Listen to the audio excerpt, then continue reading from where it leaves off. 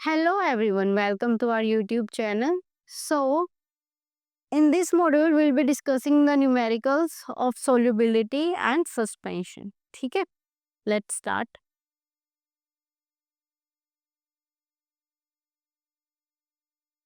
आपको ना सोल्यूबिलिटी दी हुई है in water at 20 degree Celsius various solute की कॉपर सल्फेट की सोल्यूबिलिटी दी हुई है 21 ग्राम.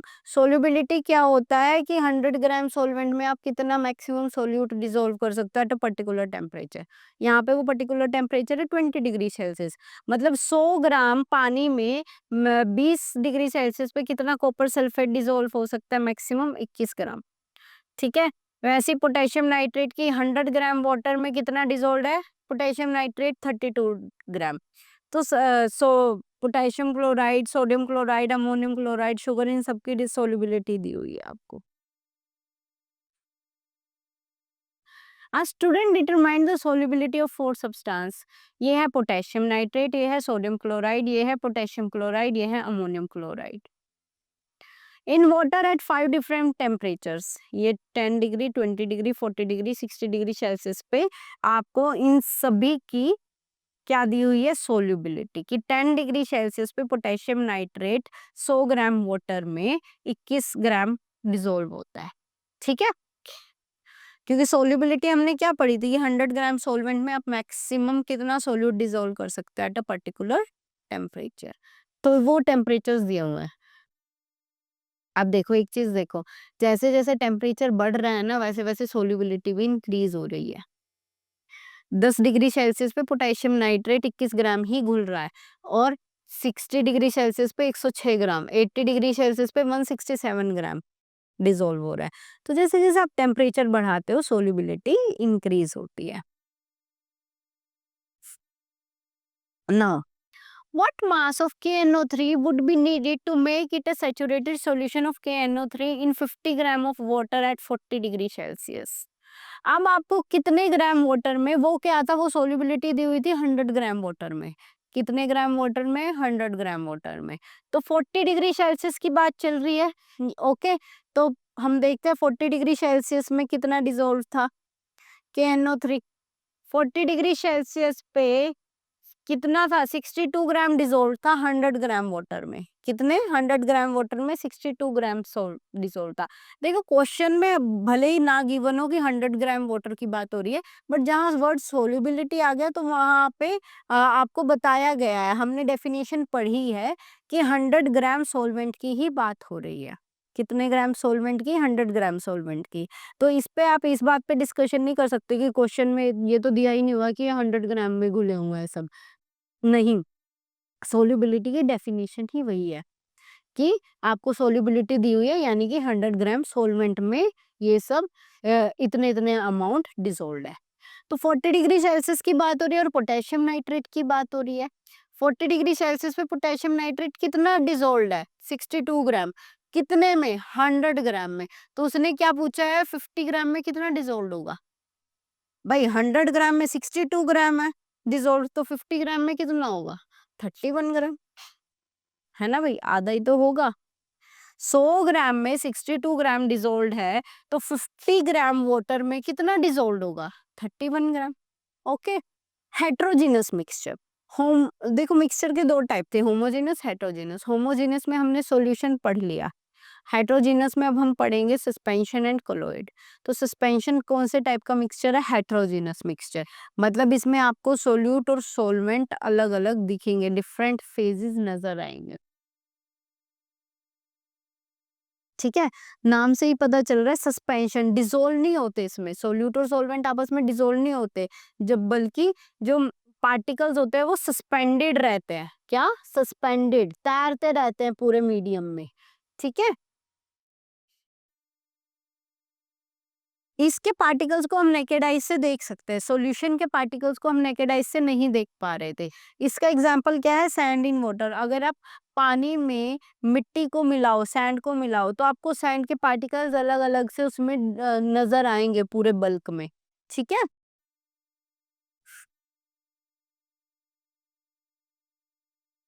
इसमें जो पार्टिकल साइज होता है वो 100 नैनोमीटर से बड़ा होता है। 1 नैनोमीटर कितना होता है? तो 10⁻⁹ मीटर। तो 100 नैनोमीटर क्या होगा? इंटू 100 कर दो, 10⁻⁷ मीटर। ठीक है, इतन बड़ा 100 नैनोमीटर से बड़ा होता है। पार्टिकल का साइज इतना होता है कि आप उन्हें नेकेड आइज से देख सकते हो। जैसे कि सैंड इन वाटर्स, अगर आप पानी में मिट्टी को मिलाओगे, सैंड को मिलाओगे, तो आप सैंड के पार्टिकल्स को अलग से डिफरेंशिएट कर सकते हो, आपको दिखेंगे। पार्टिकल्स सस्पेंडेड रहते हैं पूरे मीडियम में, हेट्रोजीनस मिक्सचर होता है। अब अगर आप सैंड और वाटर के मिक्सचर को अगर आप कुछ देर के लिए छोड़ दोगे, तो सैंड नीचे इकट्ठी हो जाते हैं। सैंड क्या हो जाते हैं? नीचे इकट्ठी। ठीक है, तो ये अनस्टेबल है। ये क्या है? अनस्टेबल, क्योंकि आपके दोनों कंपोनेंट्स कुछ टाइम बाद क्या हो गए? अलग अलग हो गए। ठीक है, वो मिक्सचर बन ही नहीं पाया। मिक्सचर तो क्या है? जब दो कंपोनेंट मिक्स हो जाए आपस में, पर अब वो तो अलग अलग हो गए। ठीक है, तो ये क्या है? अनस्टेबल। ये क्या है? अनस्टेबल। सॉल्यूशन क्या था? स्टेबल। इसे आप फिल्ट्रेशन से सेपरेट आउट कर सकते हो, क्योंकि पार्टिकल का साइज इतना बड़ा है कि वो फिल्टर पेपर में से पास नहीं होगा। ठीक है, अगर आप सैंड इन वाटर को फिल्टर पेपर में से पास करोगे, तो पानी नीचे चला जाएगा, सैंड ऊपर ही फिल्टर पेपर पे इकट्ठी हो जाएगी। सैंड के पार्टिकल इतने बड़े नहीं है कि वो फिल्टर पेपर को क्रॉस कर सके। मतलब इतने बड़े हैं कि वो उस फिल्टर पेपर को क्रॉस नहीं कर सकते। ये टिंडल इफेक्ट शो करते हैं। ये टिंडल इफेक्ट शो करते हैं। अगर आप यहाँ से बीम ऑफ लाइट सस्पेंशन में से पास करोगे, तो आपको लाइट का पाथ विजिबल होगा।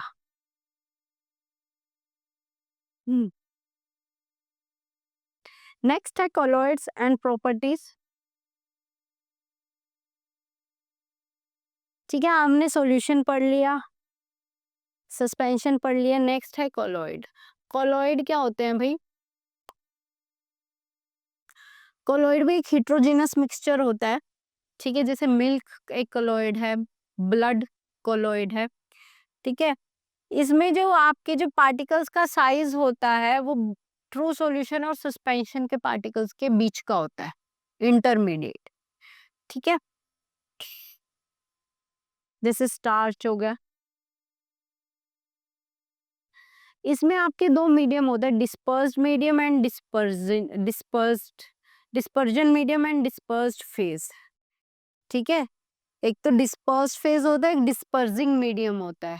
ठीक है, ये होते हैं सिमिलर टू सॉल्वेंट, ये होता है सिमिलर टू सोल्यूट। ठीक है, जैसे कि मिल्क है, मिल्क में एक टाइप का कोलॉइड है। किस किस चीज से बना है? Protein, fat, sugar. ठीक है, ये सब क्या है? डिस्पर्स्ड फेज है। ये सब क्या है? डिस्पर्स्ड फेज है। ठीक है, पार्टिकल साइज क्या होता है? टू सॉल्यूशन में क्या था? 1 नैनोमीटर से छोटा। उसमें क्या था? 100, सस्पेंशन में 100 नैनोमीटर से बड़ा। तो इसमें इनके बीच का हेट्रोजीनस मिक्सचर होता है, बट हमें ऐसा नजर आता है कि जैसे होमोजीनस हो। ठीक है, तो जैसे ब्लड है, मिल्क है, हमें ऐसे लगता है कि ये होमोजीनस है, बट ये हेट्रोजीनस होते हैं। कोलॉइड्स किसकी कैटेगरी में आता है? हेट्रोजीनस मिक्सचर की कैटेगरी में। ठीक है, ये भी स्टेबल होते हैं। अगर आप मिल्क को ऐसे ही काफी देर तक छोड़ दोगे, तो ऐसा नहीं है कि मिल्क के फैट अलग हो गया और पानी अलग हो गया, ऐसा नहीं होता है। इंक इन वाटर, ये भी एक कोलॉइड है। ये भी फिल्ट्रेशन से आप इन्हें सेपरेट नहीं कर सकते। फिल्ट्रेशन से सिर्फ आप सस्पेंशन के पार्टिकल्स को सेपरेट कर सकते हो, कोलॉइड के पार्टिकल्स को नहीं कर सकते। ये टिंडल इफेक्ट शो करते हैं, दे शो टिंडल इफेक्ट। अगर आप दूध के गिलास में से आप बीम ऑफ लाइट पास करोगे, तो लाइट का पाथ विजिबल होगा। तो they show the Tyndall effect. तो टिंडल इफेक्ट कौन शो करता है? सस्पेंशन और कोलॉइड। सॉल्यूशन नहीं शो करता। These are the examples of Tyndall effect. जैसे कि आप कभी कभी सुबह क्या करते हो? अपने रूम की विंडो ओपन करते हो। ठीक है, तो आपको वो ना डस्ट के पार्टिकल्स अलग अलग से नजर आते हैं। ठीक है, इस तरीके से, ठीक है, बीम ऑफ लाइट आपको विजिबल होती है उसमें से, डस्ट के पार्टिकल्स में से, तो वो क्या है, टिंडल इफेक्ट है। ऐसे ही आपको फॉरेस्ट में देखने को मिलेगा। टाइप्स ऑफ कोलॉइड, ये टेबल बहुत इंपॉर्टेंट है, इस पे क्वेश्चन आता ही आता है। एरोसोल, ये आपको एज इट इज लर्न करना है। एरोसोल में क्या होगा, आपका जो डिस्पर्जन मीडियम होगा वो गैस होगा। गैस में लिक्विड और सॉलिड क्या होंगे, डिसॉल्व होंगे। ठीक है, अगर गैस में लिक्विड डिसॉल्व है, उसका एग्जांपल क्या है, फोग, क्लाउड, मिस्ट। ठीक है, गैस में सॉलिड डिसॉल्व का होने का, स्मोक, एग्जॉस्ट। ठीक है, गैस में, एयर में छोटे छोटे पोल्यूशन के पार्टिकल, स्मोक के पार्टिकल्स हैं।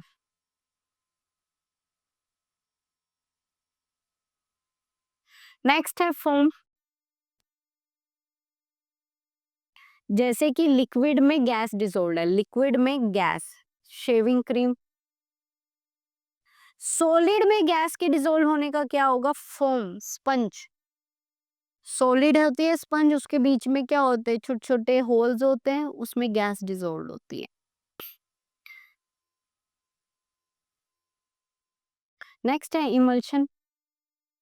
इमल्शन में आपका जो डिस्पर्जन मीडियम रहता है वो लिक्विड ही रहता है। अब liquid in liquid, face cream हो गया, मिल्क हो गया। सॉलिड इन लिक्विड, एग्जाम्पल क्या होगा, mud, milk of magnesia. Gel, gel में क्या होगा, लिक्विड डिसॉल्व होगा किसमें, सॉलिड में, लिक्विड डिसॉल्व होगा सॉलिड में, जैसे चीज, बटर।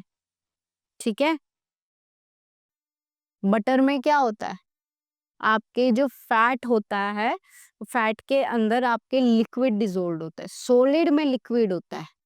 ठीक है, जो सॉल्वेंट होगा वो कौन होगा, सॉलिड, और उसके अंदर लिक्विड डिसॉल्व होगा।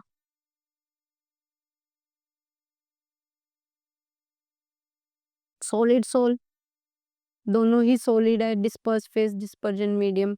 ठीक है, जेमस्टोन, मिल्की ग्लास।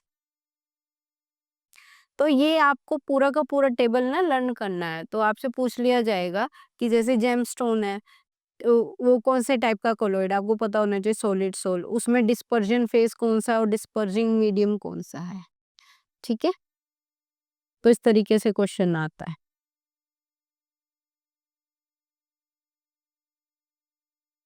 अगर आपको कोलॉइड और सॉल्यूशन में डिफरेंशिएट करना है तो कैसे करोगे, कोलॉइड्स टिंडल इफेक्ट शो करते हैं, they scatter the beam of light when pass through it, whereas solution Tyndall effect show नहीं करते। अगर आप टॉर्च मारोगे उनमें से तो पाथ विजिबल लाइट का नहीं होगा। So that's all for today. क्या in next module we'll be discussing Tyndall effect and distinguish between solution, suspension and colloids। ये डिफरेंस आता ही आता है एग्जाम में कि तीनों में 3 या 4 पॉइंट्स डिफरेंशिएशन के लिखो। ठीक है, थैंक यू।